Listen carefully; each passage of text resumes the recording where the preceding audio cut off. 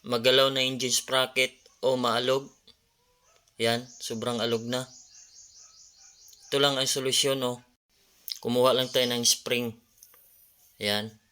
Siyempre, baklasin muna natin yung pinaka-engine sprocket. Yan.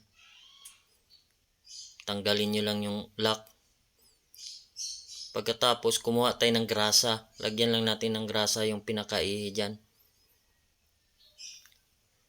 Yan. Ito ang solusyon, oh. Yung spring kanina, yan yung ilagay nating stopper dyan sa loob ng engine sprocket. Tapos, kung ano yung binaklas nyo, ibabalik nyo lang din. Ganun lang din kasimple yan. Yan, balik nyo lang yung tornilyo. Kabilaan. Tapos, higpitan nyo lang. Yan. O, diba? Wala nang alog. Panigurado, wala nang alog yan, mga idol.